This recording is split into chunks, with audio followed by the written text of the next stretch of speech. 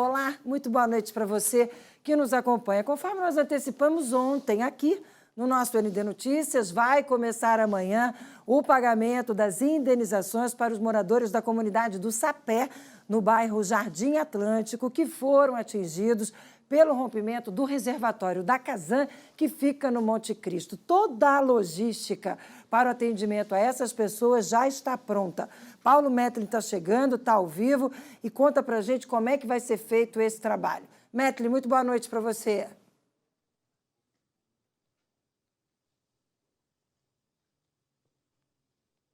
Oi, Márcia, boa noite para você, boa noite a todos que nos acompanham. O presidente da Casan, Edson Morites, se reuniu hoje com moradores aqui da região para anunciar o início dos pagamentos das indenizações. E como que vai funcionar a partir de agora? A gente explica também. O valor das indenizações vai depender muito da avaliação individual dos estragos. O pagamento será realizado por meio de através do banco, até mesmo do Pix. E em casos daqueles moradores que não têm conta bancária, haverá disponibilidade de cheques, viu? O direito à antecipação do pagamento fica reservado aos moradores que fizeram seu cadastro, isso logo após o acidente e tiveram já suas casas vistoriadas. Referente aos veículos perdidos, os laudos serão de oficinas mecânicas. Daí então terá avaliação se foi a perda total ou parcial. A gente tem um balanço até esse momento de quantas casas foram vistoriadas, ao todo 150, só que esse número pode ser maior nas próximas horas. Além disso, Márcia, amanhã a Casan vai transportar moradores cadastrados para o Centro Integrado de Operações, que fica lá no bairro Estreito. Isso para conferir os laudos iniciais de perdas e avaliar valores para uma primeira liberação de recursos. O transporte vai funcionar a partir das 9 horas da manhã na igreja aqui da comunidade, que fica no Sapé. Em frente à igreja haverá essa saída do transporte às 9 da manhã. Mais cedo, nós conversamos com o secretário de Segurança Pública do município de Florianópolis, o Araújo Gomes, que fez um balanço desse segundo dia após o rompimento. Disse ainda que a vida já está voltando à normalidade, alguns serviços, inclusive, sendo restabelecidos. Vamos ouvir o que ele disse. Em 60 horas, nós estabelecemos uma coordenação unificada, vários órgãos, não só da Prefeitura, como de fora da Prefeitura, atuando de maneira integrada. As pessoas estão acolhidas, alimentadas, abrigadas e encaminhadas. Os principais detritos, escombros, materiais já foram retirados, foram 4.000 toneladas de resíduos sólidos que foram retirados aqui pela Prefeitura. Além disso, os serviços públicos já estão totalmente reconstituídos. Então, água funcionando, energia elétrica funcionando, iluminação pública foi instalada através de postes provisórios. Agora começa a se aproximar o momento de encerrar o que a gente chama de socorro, de resposta imediata ao desastre e se debruçar sobre os problemas mais complexos e importantes, que são o encaminhamento definitivo das pessoas, a responsabilização e o entendimento do que realmente aconteceu, a adoção de medidas para que isso não volte a acontecer e o ressarcimento dos prejuízos.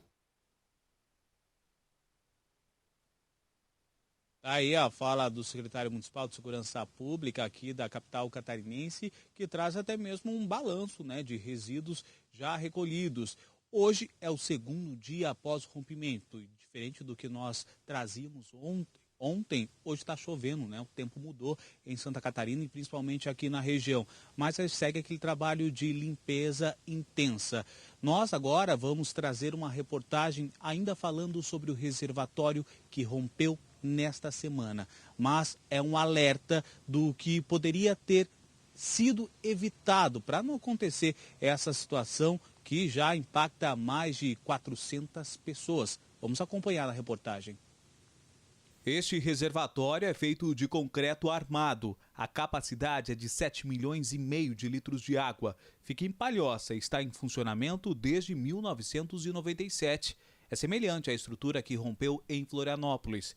De acordo com a Companhia de Águas e Saneamento, a mesma técnica empregada aqui deveria ser usada na construção do reservatório que rompeu, inaugurado em março de 2022. Ele é feito primeira parte da fundação, né, de toda a estrutura de fundação, Tem locais que precisam fazer estaqueamentos, né? Outros locais é só feito um radier, né? E construído as paredes laterais e o teto do reservatório, né? Ele é construído de concreto armado com aço, né?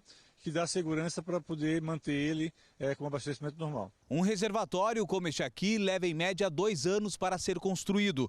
Igual a ele, há mais 482 distribuídos por toda Santa Catarina. Depois do episódio do rompimento, a Casan vai reforçar a manutenção dessas estruturas. Mas será que tem como identificar aqueles primeiros sinais de possíveis danos e prevenir? Segundo engenheiros civis, sim. O Roberto comenta que os problemas podem ter iniciado durante a execução do projeto. Há um problema na obra, sem sombra de dúvidas. Se houve diminuição da ferragem, supressão de ferragem, se o concreto não está na resistência adequada. Se o projeto estiver bom, o problema está aqui na execução. Se a execução estiver boa, o problema está no projeto. É muito simples. Este outro engenheiro civil diz que os vazamentos e infiltrações apontados pela população seriam indícios de danos maiores. As paredes já estavam tendo muitos vazamentos em todos os lados do prédio, do reservatório, e não foi feito nada. Ou seja, não houve uma manutenção adequada para identificar essas questões, né? Continua havendo corrosão, né, da estrutura, né?